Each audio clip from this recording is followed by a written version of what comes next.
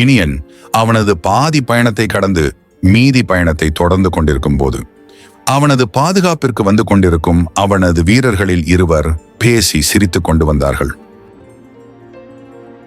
இதை கவனித்த இனியனுக்கு கோபம் வந்தது. அதற்கு அவன் மனதில் பல காரணங்கள் இருந்தது. அதில் ஒரு வேளை தன்னை பற்றி பேசி கிண்டல் செய்திருப்பார்களோ என்றும், அவர்கள் சிரித்ததற்கான காரணத்தை அவர்களின் இளவரசரான தன்னிடம் கூறாமல் அவர்களுக்குள்ளாக பேசிக்கொண்டு சிரித்துக் கொள்கிறார்கள். இது என்னை அலட்சியப்படுத்தும் செயல் என்றும் அவன் மனதை குழப்பிக் கொண்டிருந்தான். அதே நேரம் இரவு நெருங்கியதால் அனைவரும் அந்த காட்டில் ஒரு இடத்தை தேர்வு செய்து ஓய்வு எடுத்துக் கொண்டிருந்தார்கள். இப்பொழுது இனியன், இன்னைக்கு என் பொழுதுபோக்கிற்கு யார் எனக்கு வேடிக்கை காட்ட போறீங்க என்று கூறினான்.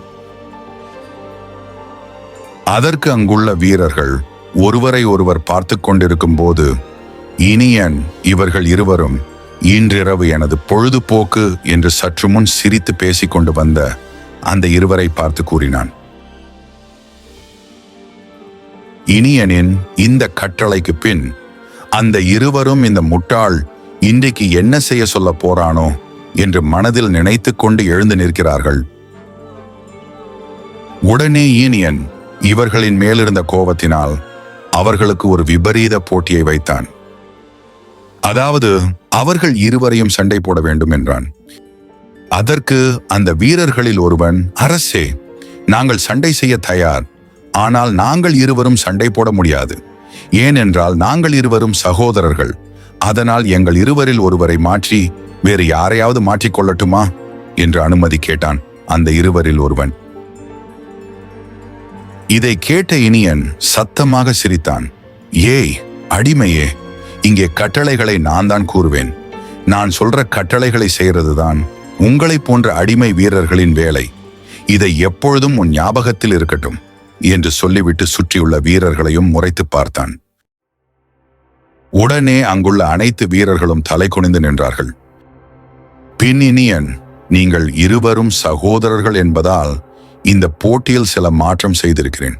அதாவது நீங்கள் போடுற சண்டையில ஒருவன் இறந்த பின் தான் இந்த சண்டையை நிறுத்த வேண்டும் என்றான். இதை கேட்ட அந்த 2 வீரர்களும் இனியனின் காலில் விழுந்து கெஞ்சி கதறினாங்க. இதை கண்டுக்காமல் வேறொரு வீரனுக்கு சண்டை இன்னும் சில வினாடிகளில் நடக்க வேண்டும். அப்படி இல்லை என்றால் இந்த இருவரின் தலையை வெட்டிவிடு என்றான் இனியன். இப்போது அந்த இருவரும் வேறு வழியில்லாமல் சண்டை செய்ய தயாரானார்கள். சற்று நேரத்திற்கு பிறகு அந்த 2 வீரர்களும் அவர்களோட உயிர் பயத்தினால் கடுமையாக தாக்கிக் கொண்டார்கள்.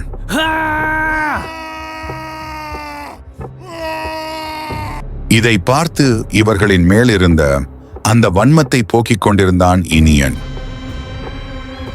பின் இறுதியில் அந்த இருவரில் ஒருவன் இறக்க அந்த சண்டை முடிவடைந்தது. பின் இருவரில் ஒருவன் இறந்த தன் சகோதரனின் உடலை கட்டிக்கொண்டு அழுது கொண்டிருக்கும் போது இனியன், சரி, இன்று பொழுதுபோக்கு முடிந்துவிட்டது, அனைவரும் உறங்க செல்லலாம், நாளை சீக்கிரமாகவே பயணத்தை தொடர வேண்டும் என உத்தரவிட்டான். பின் அழுது கொண்டிருக்கும் அந்த வீரனை தவிர மற்ற அனைவரும் உறங்கச் சென்றார்கள். நள்ளிரவு ஆனது. அனைவரும் உறங்கிவிட்டார்கள். இப்போது அழுது கொண்டிருந்த அந்த வீரன் கோபத்தோட உச்சத்துல ஒரு முடிவை எடுக்கிறான். அது இனியனை கொலை செய்வது என்ற முடிவுதான். அதன்படி யாருக்கும் தெரியாமல் இனியனின் கூடாரத்திற்கு பதுங்கி செல்கிறான் அந்த வீரன். பின் கூடாரத்திற்குள் நுழைந்த அந்த வீரன் இனியனை கொலை செய்ய முயற்சிக்க உடனே வீரையன் தடுத்து விடுகிறான். பின் வீரையன் அந்த வீரனை எவ்வளவோ அமைதிப்படுத்த முயற்சி செய்தான். ஆனால் அந்த வீரன் எதையும் கேட்கும் நிலையில் இல்லை. அவன் இனியனை கொலை செய்யவே மேலும் மேலும் முயற்சிக்க வேறு வழியில்லாமல் வீரையன் அந்த வீரனை தாக்கினான். இதனால் இருவருக்கும் கடுமையாக சண்டை நடந்தது. இந்த சண்டையால் ஏற்பட்ட சத்தத்தால இனியன் தூக்கத்திலிருந்து எந்திரிச்சிட்டான். பின் சண்டையை பார்த்த இனியன் முதலில் அதிர்ச்சி அடைந்தான். பின் என்ன நடந்திருக்கும் என்பதை உணர்ந்து கொண்டு மற்ற வீரர்களை அழைத்து தனக்கு பாதுகாப்பு கொடுக்குமாறு உத்தரவிட்டான். இங்கே சண்டைக்கு நடுவே அந்த வீரன் வீரையனை பார்த்து, வீரையா, அந்த கோழை இனியனுக்காக நீ உயிரை விற்றாத. இன்று எனக்கு நடந்தது நாளை உனக்கு நடக்கும். நீ விலகிச் செல். நான் அந்த அரக்கனை கொன்று உங்கள் அனைவருக்கும் விடுதலை தருகிறேன் என்றான். இப்போது வீரையன் நிலைமை மிக மோசமாக போவதை உணர்ந்து வேறு வழியில்லாமல் அந்த வீரனை கொன்று விடுகிறான். பின் அடுத்த நொடி ஒரு மயான அமைதி.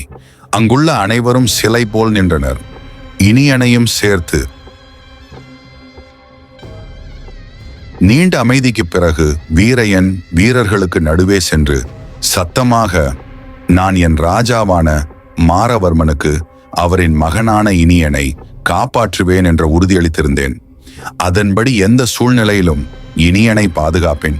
இதை மீறி யாராவது இனியனை தொட முயற்சித்தால் அவர்களுக்கும் இந்த நிலைமைதான் என்று இறந்த அந்த வீரனின் உடலை பார்த்து சொன்னான்.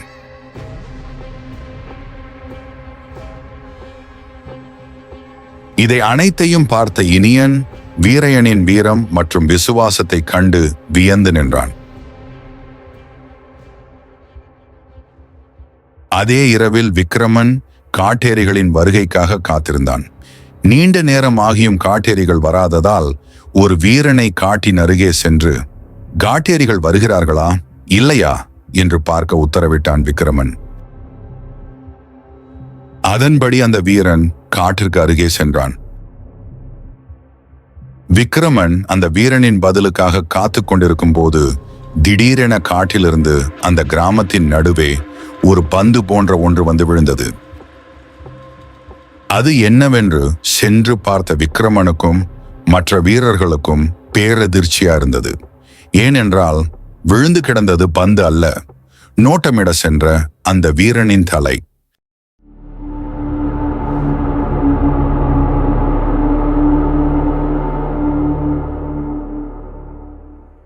பின் விக்கிரமன் தனக்கு பின்னால் ஏதோ சத்தம் கேட்டதை அடுத்து திரும்பி பார்க்கும்போது அங்கே காட்டேரிகள் கூட்டமாக அலறிக்கொண்டு வந்து கொண்டிருந்தது.